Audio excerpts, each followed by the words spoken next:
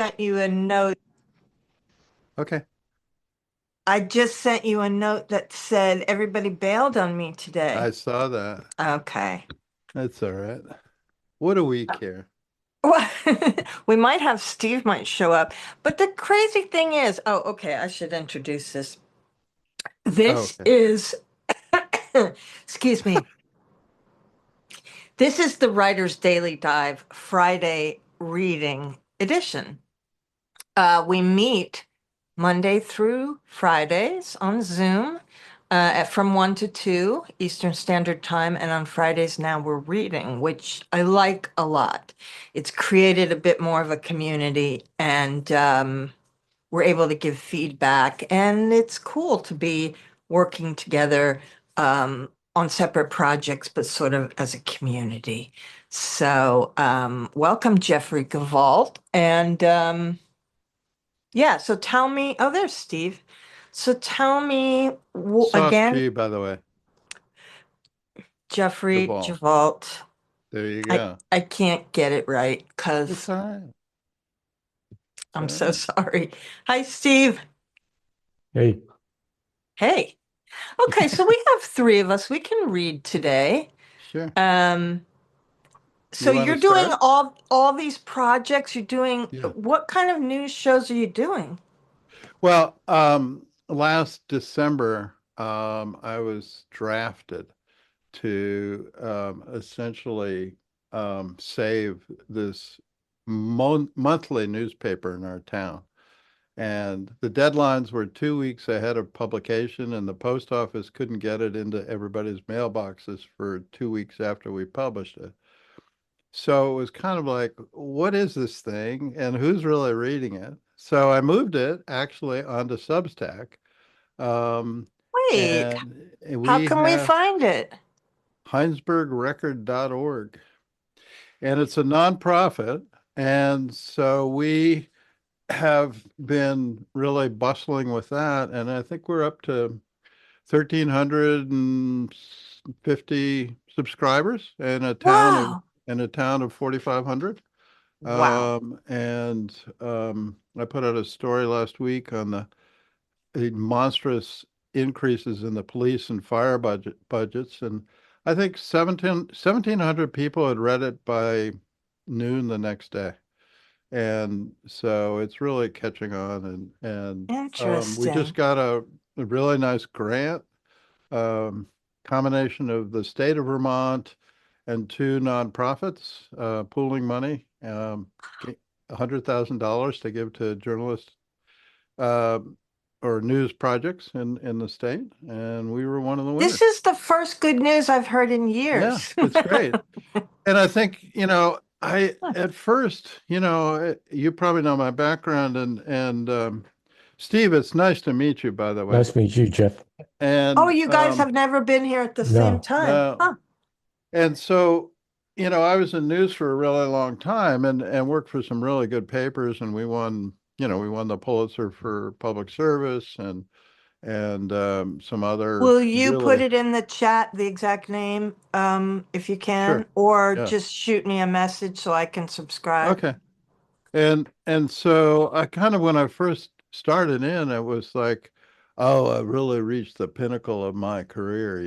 And I did that for about a week and I thought, wow, that is so negative.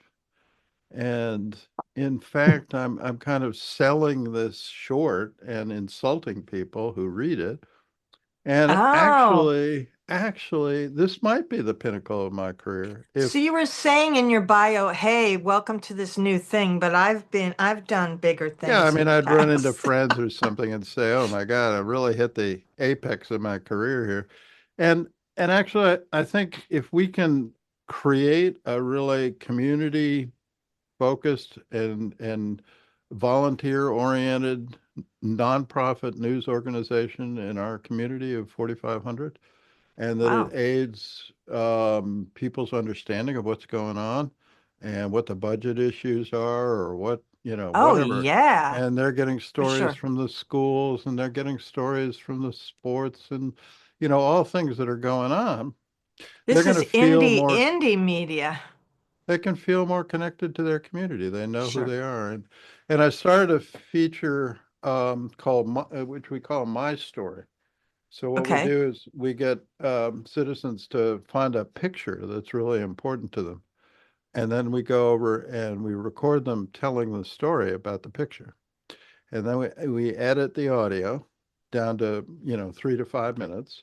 And then we do a transcript and then we send it back to them. And then they look at it and see how they like it. And usually they approve it. And then we take the picture and we take a fresh picture. And it's kind of like a meet your neighbor kind of thing That's around cool. a really important story. What kind of staff do you have 0. to do this? Just you? Uh, Yeah, but Wow. I'm not getting paid.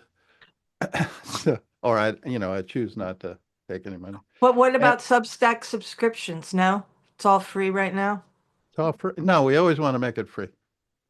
And so we're doing donations and, you know, uh, I Cool. think I've had about $5,000 of donations this year, and I just Great. got this That's great. $5,000 grant. So It's we're in good great. shape for next year, and Yeah, things are it's rolling. great. And so now I can start, you know, corralling people to write stories, which I have. I've started doing that, and you know, um, so that's.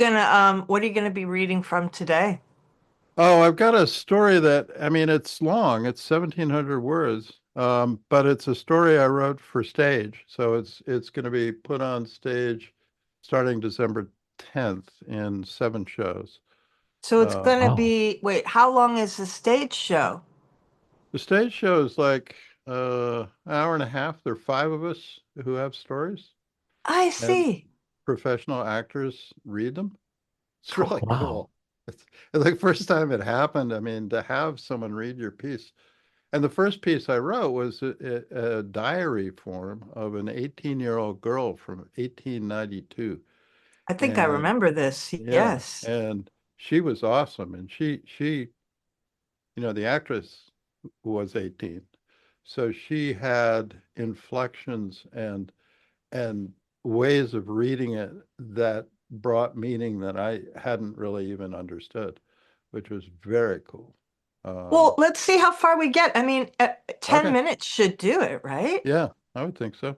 But Steve, why don't you want me to just go ahead? Sure. Okay, well, let me find it. Um, so what I've done is my book, these stories led to my novel. And I have just been finishing. My agent asked me to do one revision up in the front, and I ended up killing a character, so it became a lot more complex. Um, And so I realized also that I had wanted to develop this character a little bit more. So And wait, so, you killed a character and it became yeah, more complex? I thought the opposite no, was another supposed to happen. character. I made another character more Okay. complex. I Okay. realized that I Okay. really, Okay. yeah, yeah. That's not very complex when you kill them. No, No. Okay, sorry. so here we go. Yeah. Sylvia, December 21st, 1981. All her life, Sylvia Everett Brown has had to accept things, to accept that she would be sent off to proper Boston schools, that her marriage would move her to Hiram Falls, Vermont, to live with and in the house of her husband's dreadful parents. She accepted that her father did not like her husband, and later, when he died, stipulated in his will that she was never to reveal her inherited wealth to Millard Brown, who her father still did not trust. She had to accept that could not have children, that her husband lost interest in her and devoted all his time to running the bank and to strange night dealings in the study with men she did not know. Then she had to accept that her father had been right. And so she watched police haul Millard off to jail, went to Francis Lyman, the lawyer, to arrange a quick divorce, sold a house, the monstrosity of a house Millard's father had inherited, and moved to a small cape on Bickford Mountain, away from town, away from the whispers and stares whenever she walked through town. She accepted the shame that came with having been married to a man who stole so much from so many. She accepted it because the shame was not, as the town conjectured, from anything she might have done to abet Millard's schemes. No, her shame came from the fact that she had not even tried to learn what he was doing, had instead chosen to look away, ignore all of it, even Millard himself. That was almost a decade ago. She has adapted. So has the town. No longer do they take notice of her step or point as she drives by. On the sidewalk, they nod, sometimes smile or give her a sorrowful look as if thinking, there but for the grace of God. She adapted. She reached out to a few acquaintances and made friends. She relishes her monthly visits with Ben Nash, who takes care of her car. She often lunches with Vera or Carrie, and sometimes the three go to Jenna's diner where Lavender joins them, even though Sylvia knows, without ever being told, that Lavender has no use for Millard Brown. Lavender has come to like Sylvia, has even started poking her, as only Lavender can do, one day saying, you should have a British accent the way you hold that coffee cup. Is everyone from Boston like you? Sylvia laughed. No, probably not. And there's Doc and Flo and Gracie and David and even Rena Lapsa, the mysterious woman who lives on a cabin high up on Mount Riga. And she has Francis, too, her lawyer and confidant. Sylvia accepts the solitude of her life, accepts that her aloneness is what her life has become. She is comfortable with that, though she knows something is missing, and so sometimes goes for long drives, winding her way down the dirt roads, ending up at some backwoods diner where she eats an overdone hamburger and watches and listens to the other customers. She does not fully realize why she does this, and she rarely remembers what she yearns for. On this day, though, she remembers as she drives her electric green Rambler wagon on the snow-packed back roads and recollects what her father told her long ago. Sometimes, to find something, you have to stop looking. Sylvia takes her time on this day, even stops at the overlook on Lincoln Hill, her boots squeaking on the cold snow, to look at the panorama, the town, the river, the white-topped Adirondacks far in the distance. She has made it back to town now. It is snowing again. She parks her car along the street and walks towards Fianco's Curios, watching the snow swirl on the sidewalk. She stops in front of the store and stares at the shop's giant window, at the wooden box in front of it with its wooden lid and a bold white declaration painted on the side, free books. Back when she lived in town, she would sometimes walk down the hill late at night and lift the lid, comb through the books and take one to read. Sometimes she'd return it. Sometimes she'd add one of her own. Sylvia stares at the box and does not move, does not reach out her hand to lift the lid, frozen there, maybe by the cold, but not by the cold, but by the sudden realization, the oddness of which is jolting. I have never been inside his shop, she thinks. I've never been inside. I've never even met the man. She opens the door, hears the bell on the door chime lightly. Immediately, she is enveloped by the dry heat, the smell of books and more books. Dry, dusty, pleasant, almost comforting on this winter's day. She looks around, her eyes trying to make order of the clutter, shelves of books everywhere, along the walls, aisles of them, some hanging from the low ceiling, shelves also crammed with records and kids' toys and lamps. On a table in front of her are nearly empty bins of Christmas ornaments, odd-looking statues, a bust of Beethoven surrounded by copper Empire State Building replicas, some tiny. She walks deeper into the store. A display of commemorative spoons, porcelain figurines, a desk lamp with a gargoyle as a base, stacks of old magazines and books, paperbacks, comic books, hardbacks, some with cracked bindings by unknown authors.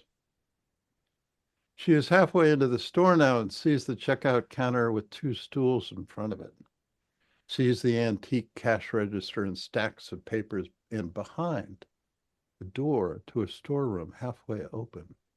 A dim light shines on a dress rack near the door, and closest, a bright blue dress, shimmering in the light.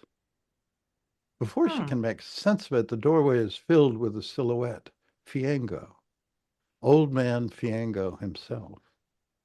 Why do people call him that? She wonders as he steps into the store. Perhaps it is his hair, his salt and pepper beard, such a pleasant face, gentle face. Hello, she asks. She says, do you sell dresses too? Old man Fiango looks embarrassed and begins to close the door. I'd love to see them, she says. He steps aside, swinging the door open with his arm, almost beckoning her in, and as she enters, he flips on the light. Sylvia gasps. Dress racks cover two walls. They're filled with dozens of fine dresses. She walks past each one, gently touching their fabric, satins and silks, cottons and wools. She feels their quality, notices the stitching, much of it by hand, she is sure. She separates the hangers so she can see the full fronts and backs of each dress. She asks old man Fiango if she could possibly try one on, in particular the one she first saw, the cobalt one made of silk with a mandarin collar and a single yellow bird embroidered above the left breast. Old man Fiango backs out of the storeroom and gently closes the door. The dress fits Sylvia perfectly. It makes her feel beautiful, young. She takes her gray-white hair out of its bun and drapes it over her right shoulder against the bright blue and opens the storeroom door. Fiango's eyes widen. He grins. Can I buy this? She asks. She does not wait for his answer. She gets out her checkbook and on the counter now writes a check for $250, peels it off and hands it to him. I hope that is sufficient. That Mhm. is way too much, he says, still staring at her, stretching his hand and the check towards her. Keep it, she says, pushing back his hand. He moves to the cash register, pulls down the handle, and sets the check in the drawer. How do you come to have so many magnificent dresses? She asks. Old man Fiango shows his surprise not so much by the fact that he's actually selling one of his dresses, but by the question which he assumes even Mrs. Millard Brown should know the answer to. But at that moment, he realizes she really does know, and she really does want his answer. They were my wife's. Hmm. And you bought them in hopes of keeping her, Sylvia says, surprising herself that she has said out loud what she is thinking. She continues, leaping, unconcerned. But that didn't work, did it? And one winter's night, she walked out into the darkness and left the dresses behind. Old man Fiango is shaken because in all these years, no one has ever said anything to him about his wife or her departure or even asked him about it. Even at the time, all those years ago, no one consoled him in his loss, even though he knew everyone in town heard about it and talked about it, but never said a word to him. That is right, he says. What was her name? Geneviève. I met her in Montreal. I am so sorry that happened to you, Sylvia says, pausing. Sometimes we marry the wrong person, don't we? It seems right at the time, seems right for a while, but then we realize deep down that something is wrong. Yet still we hang on because it is all we have. Sylvia is overcome now. She feels things that she hasn't felt in years and watches herself spread her arms, move toward the surprised man and embrace him. He hugs her back, a tight, plaintive grip, and she returns the strength of his embrace, and it feels so good to her, to him as well, to be held, to feel someone else's body so close, so warm, a feeling so absent for so long. I am deeply sorry, Sylvia whispers as she releases her hug, feeling as she does so that something is different, has changed, has made her face flush. In that moment, she remembers what she had forgotten, remembers what she has been missing, remembers what her father had once said. And she wonders again why she had not come into Fiengo's Curios years ago. My name is Sylvia, she says softly. I am Vincente. It is nice to meet you, they say, almost at the same time, he with an embarrassed smile as his hand instinctively brushes down the scattered white hair at the back of his head, she with a smile. They talk for hours, like leaves falling from the trees, as they sit on the stools at the counter, she in her new blue dress, he getting her some tea, two cookies to share, and a napkin. Finally, out of things to say for the moment, they welcome the silence, sip their tea, and look past the books, past the clutter, out the window of the shop, at the snow coming down, much harder now, sparkling in the shine of the street light, a blanket on their world. Whoa. Wow. I Beautiful. was, I was totally there. I was I know, totally really. there. Oh, great. Don't make Yeah, us leave. Don't I know, make us really. That leave. was excellent. I oh, loved it. thank you so much. You're the first people to hear it. I mean, I know Oh, the actors Wow. are their actors are rehearsing it now, but you're the first people to hear it. it's so Gosh. interesting to think how they will uh, how they will do this on stage. That's really, really interesting. Oh, so first of all, this omniscient narrator, it's one of the most delightful fiction tools I Mm, know, where the narrator gets to go in and out of everybody's head right. and gets to know more about the main character than the main character even knows about themselves, but is moving through the story as if the narrator is Sylvia. So Mm, it's this great trick, you know, even though yeah. it's she, we're coming from the inside of her head. And it's beautiful and it gives this mythological quality to it. Cool. And nothing happens and everything happens.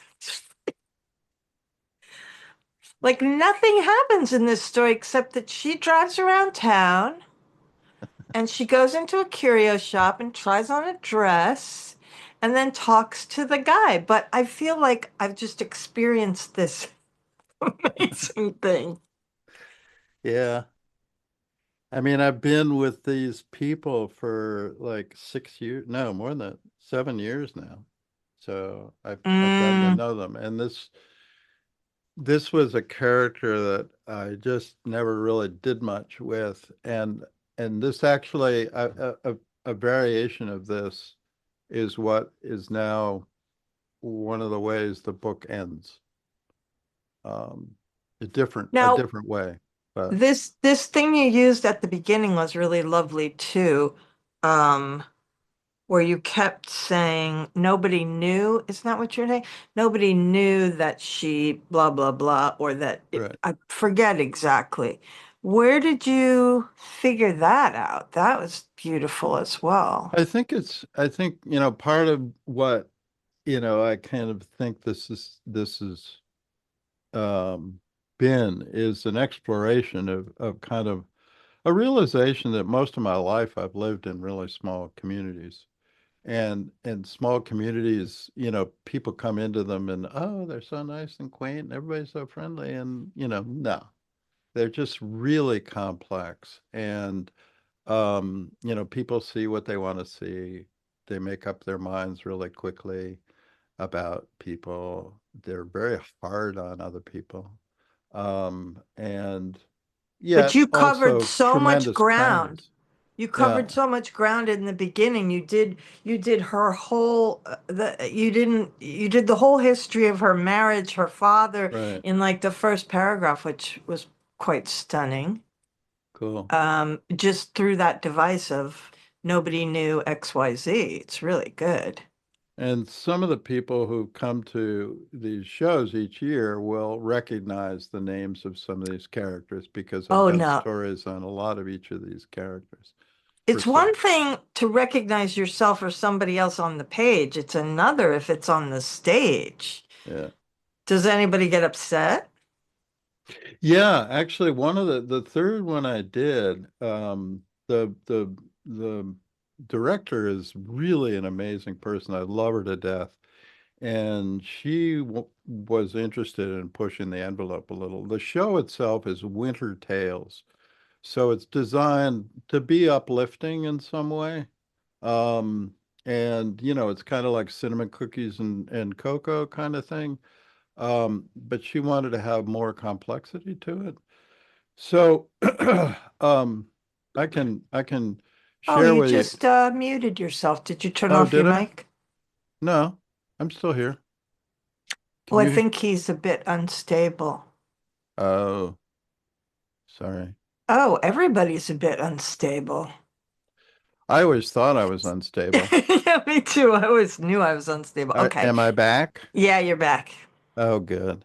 But so I'll just show you the photograph of this story, and if I'm going too long, just tell me. But um, this one was, I think I may have told you that this photograph, and I'll just see if I can share here. Um, am I allowed to share? Yeah. I don't know if you're not Yeah, the it is. host. Yeah. Okay. Um, Are you seeing my screen or not? Oh, No, sharing is not turned on. Um, that's too bad. that's okay. Um, Because I don't know but if it would anyway, show up. what it was a photograph.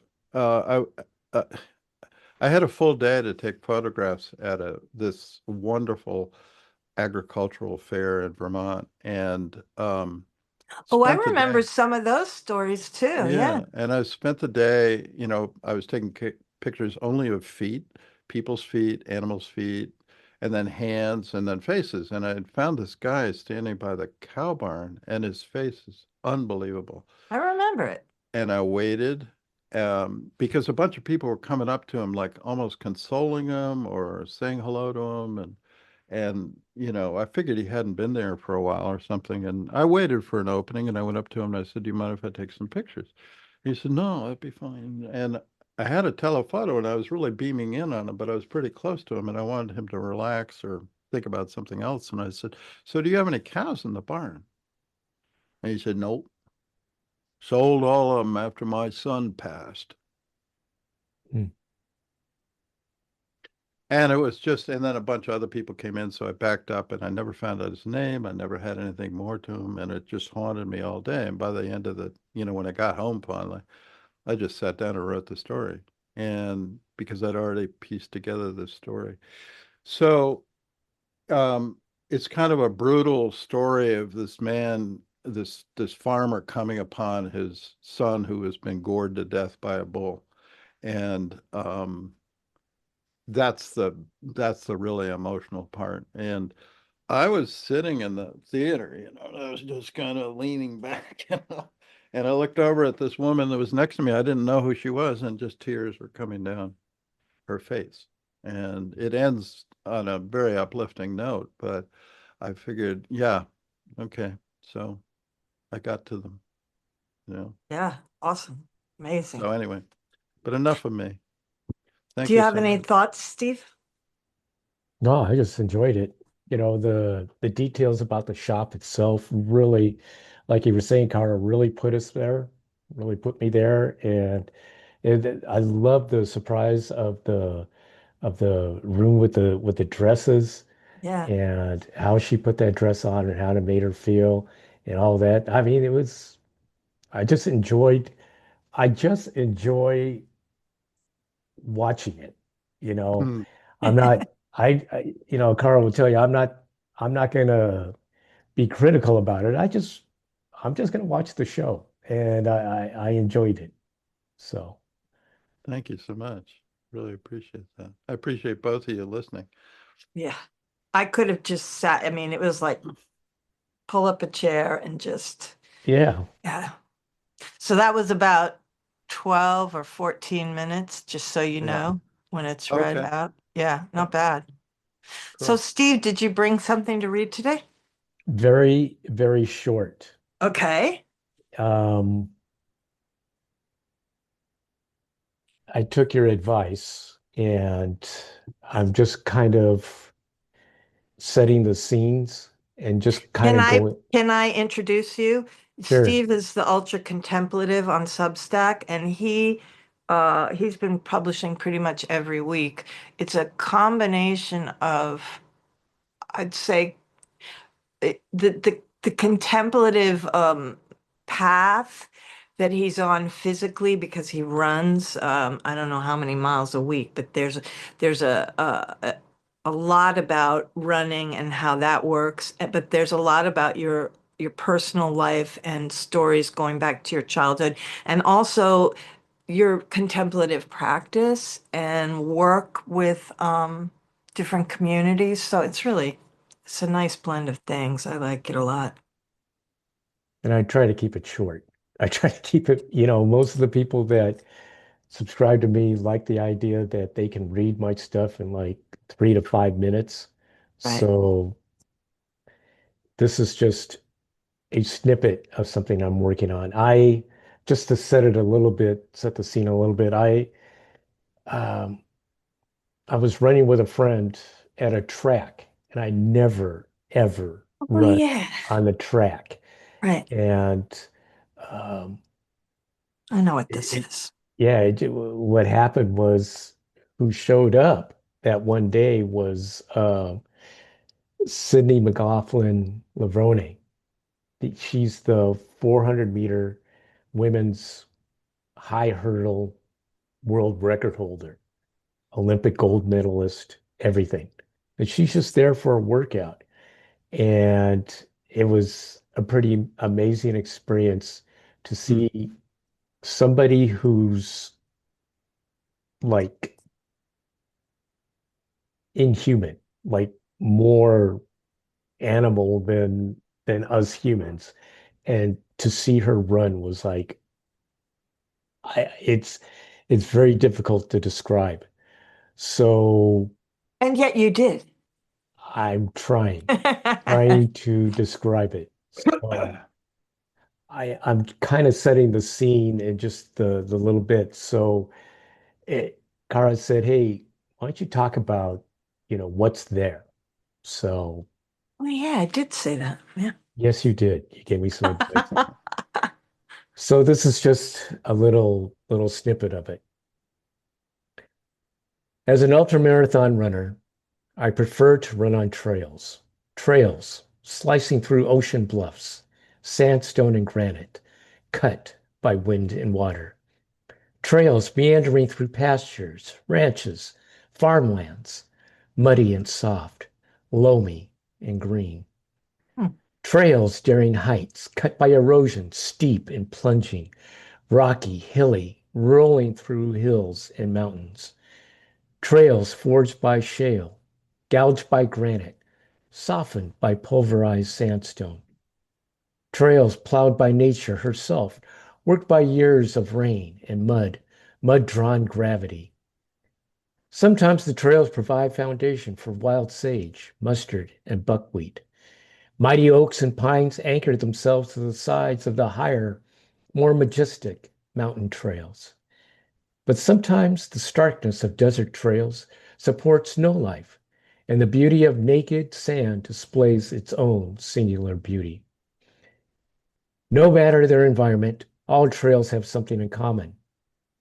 the earth, the dirt. The best trails are devoid of all asphalt, empty of all concrete. Rocks of all sizes, shapes, and density flow freely, never compressed into humanly created hardpack. Every step a trail runner takes is different than the one before, and no two steps are ever the same because the earth is alive and always moving and changing, and so are the trails. But each road runner's step on asphalt or concrete is just like the previous, and the one before that, and the one before that, and just like the first step ever, because that's what running on roads and sidewalks is all about. Every step the same on the never Mm. changing sameness of the artificial surface. No thanks. Today, however, I have chosen to run with friends on the surface hated by most trail runners, a track. Oh, Okay. beautiful. I thought, okay. Wow. So that's the Nice. lead in. That's Okay, the lead in. beautiful. That's Mm. really nice to go down those trails with you before we get to this Oh flat yeah. dead space. And Mm. that's you know what, I wanted to work on that a bit more this morning, but uh our life is in flux right now, No. and there's a Their lot of house burnt down and they're What? buying their neighbor's house. They're in Altadena. So they were Oh, part of the big fire. And oh so man. their house was decimated. And the same architect who yes. built their house that burned built the house up this road and then they're buying it. Yeah. Yeah, Oh, their house survived, and it's mid-century modern, and he built like four houses in the area. A couple of them, including ours, burnt down, but a couple of them made it. mm. And one of the ones that made it is, like Cara said, it's just up the street from us. The owners put a lot of money and work and effort into fixing it up a bit. And it didn't need much fixing, but just updating it a bit. But they, even though their house survived, they were so traumatized by the thought of losing the house, they never want to go through that again. So they, we were pretty close neighbors. So they got a hold of us and told us, hey, you know what? We're going to sell our house. We can't stand, the The tension, stress. the Yeah. stress of living here. So this is our Interesting. asking price. And my wife and I are like, that happens to be right about at the top of our rebuild budget. And they didn't want to go through a bidding war. They didn't want to play any games. They just said, okay, if you can meet that price, it's yours. So Awesome. it's ours. Wow. So when do you So when, move in? When do you move in? That's what I was doing today. That's what I was doing wow. this morning was that, we got no furniture. We don't have anything for this house. It's completely empty. So I had to meet a guy there who we bought some Of their stuff. mid-century modern furniture that Oh, goes with the house. And so I had to so fun. yeah. So I had to And meet Wow. with the Steve's guy. been writing about that too, because Yeah. Wow. his wife has been combing through the ashes of the old house, finding artifacts now. I guess she Um, still does, right?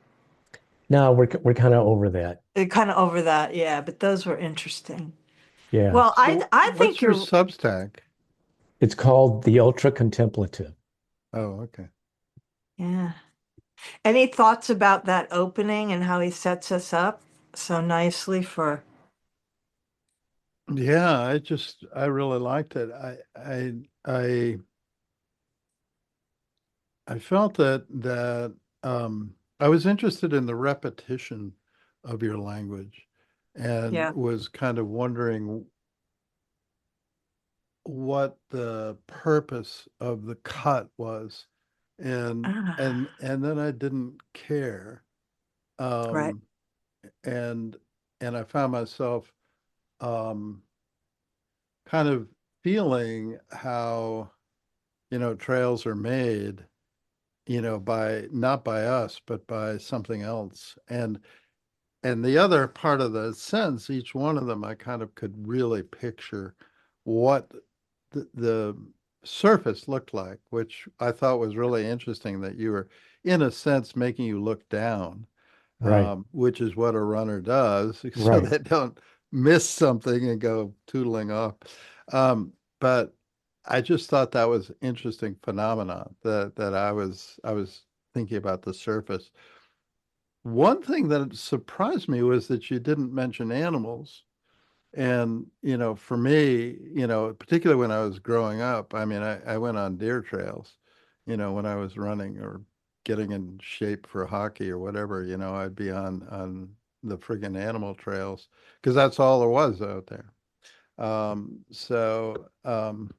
But I just thought it was really interesting. And I could also tell something about where you were from, um, because we don't have too much sand up here. And Right. I could kind of visualize that you live in this kind of diverse environment that has lots of different looks and feels. Um, and I liked the overall rhythm. It made me think of running. It was a running rhythm. Um, Yeah, So that's I really, true. I really liked it. I will tell Yeah. you one little aside. Um, so a long time ago, there was a really incredible runner in my town, high school runner, and she went on to Georgetown and did really well.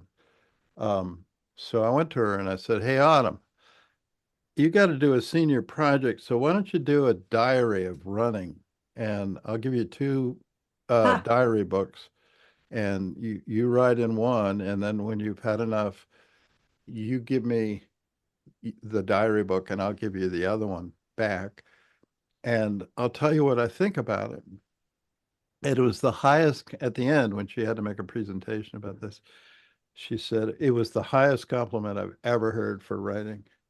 And she said, writing made me a better runner because all of a sudden Interesting. Jeff kept saying, "Well, I want to know how your ankles feel and why what's going on with your chest and something happening, some pain in your side, and how do you deal with it? And what are you thinking about and all these other things?" And she said, I finally really started paying attention to my body, and then I realized what the coach was trying to tell me. And Interesting. yeah. And she went on, she won the states, she placed high in the nationals. I mean, she was an amazing runner. But so I thought of you made me think of that, and I think that's always what I feel is um is a sign to me if you are actually thinking about something from your experience while someone is reading, then that means your engagement is quite deep. So I thought of her and I thought of what she would say about this and what it was like for her on her terrain. But anyway, I thought it was really cool. So tell me more. This isn't something you're working on for a larger piece? No, No, this is actually, just like I something said, you I put my own constraints on myself. right. So this will actually be about two parts and where I'm setting up the just the diversity or I should say the how it's so opposite of what we normally do as ultra runners. I run between 65 and 70 miles a week. Ooh. And the guy I was running with, he owns a beverage company and he uh, is trying to make he's trying to do some marketing scheme. And his marketing scheme is to run like a marathon a day forever until he sells X number of bags. You And better buy my beverages, otherwise I'm gonna kill myself by running. he's done this before. He's Oh run a my God. he's I'm run gonna run until you buy. I Yeah, love it. and he This. this is hilarious, but he set a goal of selling 5,000 bags of this stuff, and he has sold 2,500 bags in like 2, 3 months time. And he's run, gosh, a gosh awful amount. So, You Wow. could he's do this run, every week with your trail cam. Like, I need more subscribers. If you don't subscribe, I'm going to push it no, to the limit. he's Right. young and strong. I'm old, and that's why I run trails. I'm not that durable anymore. I mean, I can run a long ways, but it's going to take me a while. He's got a lot more fitness in him than I do. But I want to offset that. We're keeping this pace of a very slow, steady pace around this track of like 12 minutes a mile, which is very, very pedestrian for us. And he could go much faster, but we're going, 20, 30 miles a shot. So, okay, we're gonna do this at a pace that we can do. And here Mhm. comes this woman, right? Who I like that you said, but I thought it was a little weird, but I like that you said animal. Like, like that was really surprising to me. Like, because you know, runners, average runners, if you run in groups like I do, you see that most people are running at a certain pace and what they look like, right? Well, here's somebody running what would take us 3 minutes to do. She's running it in like 35, 40 seconds. so is it like a car is going by, like the It, road runner? It's Jeffrey, I should have mentioned this because I live in the mountainous area. I've run where I've had deer running by me, and they're going down the side of the mountain. I'm staying on the trail, and they kind of give me a side eye, like, what, you know, why are you going so slow? What are you? It's like, Speed you it got to up. put that I in. know, You I got to put know. that in. And they give me this side eye and they just boom, they're gone. Well, Yeah. that's how she was. It wasn't like a car. It was like it was like if you crossed uh an eagle or a falcon with a deer because she was like so silent and so her strides were like longer than me, and she was just flying. And she was going so fast that there were teams on there practicing, and there were construction workers doing stuff. And I'm going to put this in there. Everybody, every human being stopped what they were doing because Mm. So you cool. don't see this. This is a No. world's record holder, a gold medalist, and to see her flying like that, you don't know what you're looking at. Right. Is Right. this real? Yeah. It's surreal. Every athlete on there was football teams, soccer teams, everybody stopped and watched her because it was like looking at. So, And I love that you're writing about it because it's and like Jeffrey gave that assignment to his students that, to write about this is really odd, an odd well, translation. the title to the piece, it's going to Yeah. be at least two parts, is The Art of Being Superhuman. So Okay. she's doing this superhuman speed that is unbelievable. Yet I'm going to offset that with here's my friend going at this very pedestrian pace, but he's running 26 miles every single day. And Wow. he's now done this for 2 months in a row now. Mm. And he's once done it for over 100 days. So in my mind, that's a pretty superhuman also. Yeah, yeah, But yeah, yeah, it's Yeah. yeah, it's both ends of the spectrum. Somebody's yeah, going super speed, but somebody's going, super endurance. yeah. So that's kind of like that's my Oh what shit, it I is. just saw it's 1:52. I'm gonna read something short. You remember how I was reading This is more of my book, A Suitable Vessel for Magic. And this was a collection of stories. I realized I was writing, and the sentence I started with is, how many ways can I write the scenes of you dying in order to prolong the end of our book? Because I realized I just kept, because there were so many fits and starts in his cancer and he went into remission. So I read the one where he coughed up the blood clot that looked like the coral shape of his lung. And I read another one, where he was crying. And this is the third part of that piece. Uh, Finally, there's chemo, the last stand, a blur of days and nights where you cannot move from your living room chair, cannot eat or speak, and cannot even cry. How do I know what to dispense to you for your pain when you already have as much medicine as a human can handle? On nights when the pain and nausea let up, your feet are in my lap and my hands move over the gardening calluses on your heels.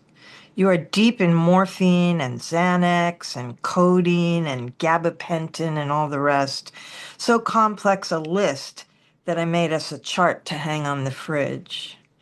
We watch whatever I choose. How Victorians lived, how medieval people lived, how a Hmm. psychedelic traveling through all the countries that have them and use them lived. And the American version of The Office. Yes, that is the most soothing. What could be better to die to? I remember to separate your pinky toes from the rest of your toes every so often, and you sigh in pleasure. And as usual, you ask me, how did I get this lucky? It's a trick question, and I always Hmm. answer, I don't know. You fall in and out of consciousness, and I talk as if all of you is still there. You say suddenly, how can you love me when there's so little of me left? You Hmm. startle awake, apologizing, I'm sorry, I was dreaming. I am happy just to be in the dream. When you throw your head all the way back against the curved velvet couch, then I know I can use my hands for myself again. I take my pens and paper out to continue my latest antidote to nail biting. It's called The Book Hmm. of Unbitten Nails. And I have stacks of loose doodle pages with bold, looping lines of color made with felt and ballpoint pens. You love them. If I'm left without anything to occupy my fingers at night, I will sit and bite my whole hands off. I start by picking at the cuticles and only stop when there is blood. Apparently, I am insatiable for my own skin, and no matter how many times you ask me to stop hurting myself, I can't understand what you mean. Hmm. Lately, I get the feeling that you don't like to think of me hanging on so tightly to your former persona. It's just a sense. I also understand there's a realer substance, possibly a small flicker of us that travels in the wormholes of time and weaves through lifetimes. It occurs to me how strange it is to label lives as past just because we can't see the future and can't see that the dividing line between the two probably doesn't exist. Future lives, possible lives, or expired lives might be a more accurate way to describe them. Since there is no linear agenda outside of time, there's no evidence to suppose that I haven't been there for your other iterations or your future ones. And there's no evidence that you might not have been there for young Kara as well. I feel the need to spell it out here that I have somehow made a promise to be there for all of it, whichever way it falls out.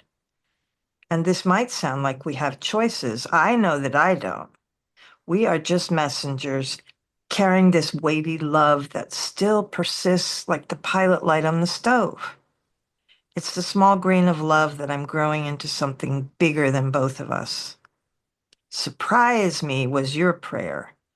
It's a leap from A to the unknown, and it's all we have. Why did no one explain this to me earlier?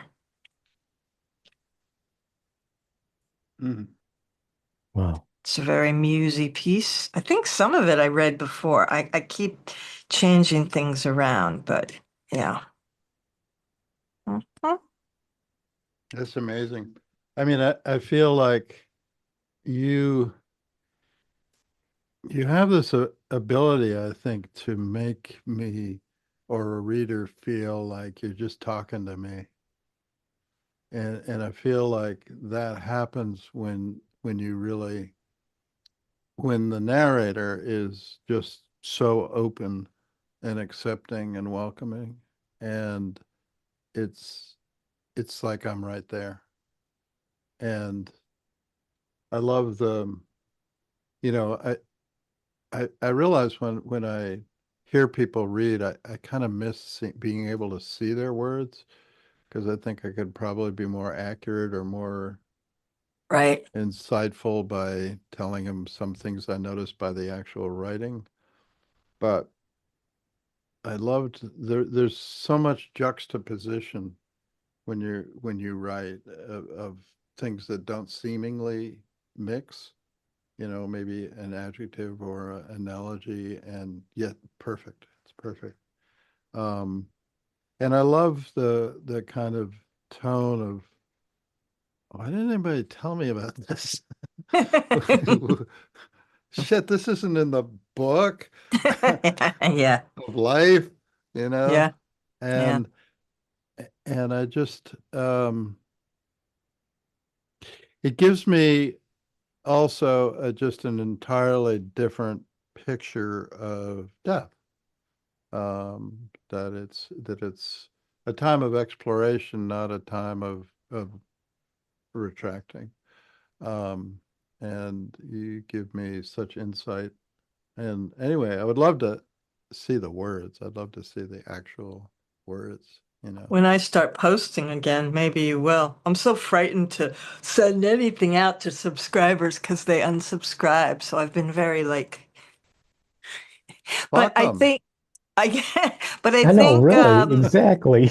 I My think that gosh. I hope that the reason you feel like I'm speaking to you is because I'm speaking to Nick and I'm kind of like taking these scenes that we were both at and or Hmm. that he was only partially at because of the medication and saying, "Here, look at this, Nick. Remember this or let me present this part of our past to you, see what you make of it." And so I'm glad you got that it's a very intimate Yeah, I conversation. meant more that you're allowing me in into such an intimate conversation and such an intimate thought, series of thoughts. It's the kind of thing that you would only t tell one on one. The only kind of thing that you would tell one person.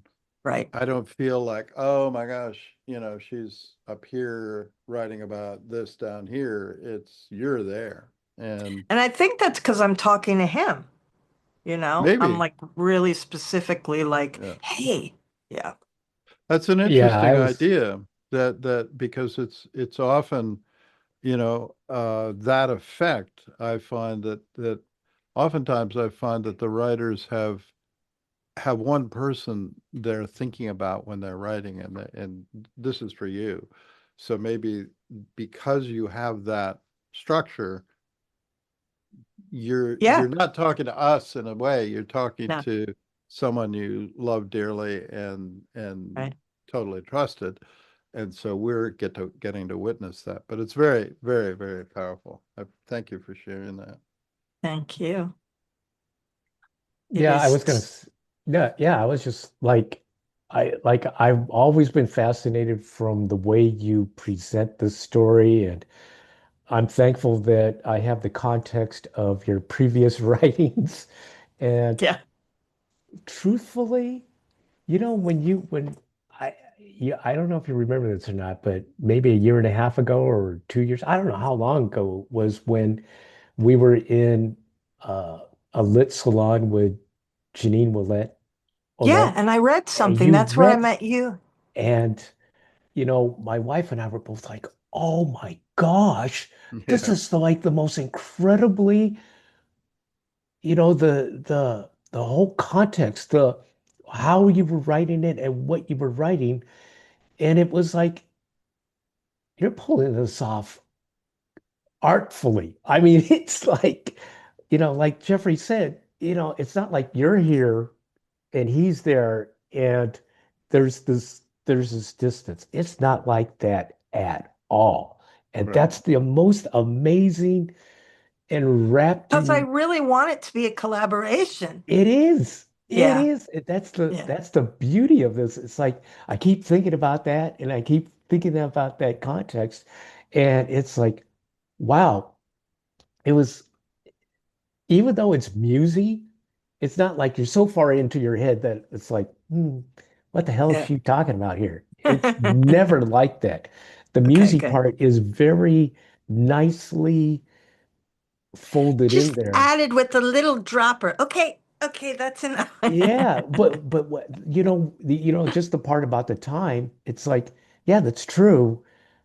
Past, present, future. That's what we say. We constrain it. It's like time is like what? It just is. I know. What is this thing about past lives? There's no time. Yeah. How could you be sticking to that And I linear thing? It's weird. Yeah. So even though it was a bit musy, it fit. It really fit with what you were describing in that instance, the You, presence of that. you and your wife were some of the first subscribers to the Writer's Daily Dive. It was such a delight to meet you that way. I know. So cool. So cool. All right, Yep. we're 2:04. Oh, thank you. Well, that's all right. I just want to, can I poke you a little bit? You can poke me. Okay, so first I want my book begins with a quote from William Faulkner's Requiem for a Nun. The past is never dead. It's not even past. That's Mm. right. So I guess I just want to encourage you to post and really the heck with the people who unsubscribe because in Well, a I've way been doing a lot on notes. I've been posting a lot of this I on know, notes. but these pieces and also I think you should record it, I record am. yourself. Yeah. Gee, yeah. Yeah. And a little trick Very that I good. discovered is if you do it as a voiceover instead of uploading an audio file, or you can upload your audio file as a voiceover, then it's your voice that's used on the app, Oh, yeah. not No, I'm the recording bot. my voice. Yes, No, but I absolutely. mean the app, if you don't do a voiceover as opposed to an embedded audio, um, Really? yeah, then Yeah, it has to be a a voiceover. bot reads the piece. So you have to do it Oh. as a voiceover. Oh, then Yeah. I have to change all my old posts because I'm I No, always know it I like I had to too choosing because audio posts. That's what I'm right. choosing. No, because when I first started with Substack, the reason I stayed with them was that I called, you could actually talk to a human in support. And I said, I don't want the bot. And they said, Right. okay, fine, we'll shut the bot off. But at some point, they made everybody have bots for No, the but app. when I publish them and play them back, it's my voice. because you It- you did it as a voiceover. You didn't do it like yeah, Jeffrey said, if you embed it, then the bot is the one who reads it. I So didn't it has choose to, voiceover. I just hit record on Substack then it comes in. If you yeah, do as a that, then it comes, voiceover. that's a voiceover. Yeah. the Okay. voice Okay, the great. voiceover is what is the functionality when you want to record live, That's it. just Okay, great. So I'm so doing that. you're Yeah. doing it right. But I Yeah. didn't. So I've had to change every single one of mine. But you can now upload an out exterior audio into VoiceOver, which is also a new thing. Oh, cool. Um, That's very good. That anyway, That's what I but I do. really want to Yeah. encourage you to, flush out those uh, people who aren't loyal. It's just you don't want them. I No, mean, it's I'm a true. great believer in like combing your lists and getting rid of the people that aren't It's really true. interested. It's just so sad. So many people lost so many subscribers, and I was like, I haven't lost any because I Right, haven't right. posted. So I But went, I, I, I've, I've for some reason I've been gaining all sorts of followers. I it's haven't done great. a damn thing in 6 months. But I yeah, want I to just say the name of the new Substack again. uh Well, it's just a local newspaper, man. We talk about like the fifth, Yeah, sixth but you grade need play. subscribers, so No, I don't. No, I don't need subscribers at all. I just want to make sure people who subscribe are from the town. okay, you don't. What the Oh, hell do I you care see. about what's Oh, happening in Heinsberg? I get it. You don't want Yeah. us who aren't in on the You're end to welcome be to look. It's like heinsbergrecord.org. But okay. I don't want you to subscribe because then I get oh my God, I've got half the town. But it turns out, Okay. oh Oh, wait, you're right. You're half right. of You're them right. live in California. Right. Um, Yeah. Okay. Gotcha. so Yeah. that way I can tell advertisers, and people are wanting to advertise, which is boggling my mind. Um, so we're going to put little banner ads in there, little links Great. to their websites, and it'll be nice. And I'm glad we're all carrying on. I really am. It's a hard yeah, I mean, I slog to kind of carry on. feel like, you have to, you know, and I think that, you know, I got really caught up in this chase for subscribers, and I realized what the fuck is that about? And Yeah. I just feel like it I'll tell totally you what it's about, Jeffrey. what? Money. Right. It is about money. There's Because no I question. envision myself on the Isle of Ischia in the winter, typing away, sipping my espresso, and having the money come in. And it may happen. It may happen. So, I think you're going to sell that book, and I think that book is going to do really well. That's my okay. feeling. Wow. Okay. And I'm because I going to think come to it's you when I'm ready with the manuscript. I'm going to say, Jeffrey, you said you thought I could sell it. okay. All right. Okay. If I am not working two jobs, um, I and I will happily read your manuscript, and at any juncture if you want some outside voice or some critique. We could Happy to do it. trade. We could trade. And also, maybe by that point, you'll be my agent. How about that? No, I can never do that. Okay. I no. I'm from northern New England, we're really, really Yeah, different. I We get it. don't know how to sell a fucking, Yeah, you're not you know, sellers. You don't need you know, subscribers. It's a like, yeah. car to someone who's like broken down, we can't, hey, can I give you a car? It's like we don't even know how to do that. It's like we're very, very loath to brag or to sell. That's But true. I do think, every time I read some of your work, I just feel like, wow, I hope you aren't Okay. getting discouraged. I hope you keep going. I hope it's I coming am. together. Yeah, And Steve, I subscribed to you while we were chatting, and I look great. forward to combing your work and finding out more about you. And I really appreciated that piece a lot. Thanks, Jeffrey. All right. You guys I'll look Bye, at take care. yours too. guys. Have a great Now, day. just because I tag you, we're creating a little terrorist cell on Substack Great. where we're Good. going to support each other. So just because I tag you in the note, don't feel like, oh my God, I have to show up. It's just like I'm trying to create like a feedback loop, and but I would love it if you showed up. But just so you know, I'm just trying to find us all, get all our tags in there, and spread it around. Well, thanks for doing it. It's really Yeah, I'm nice. so Yeah. glad you showed up. That was beautiful.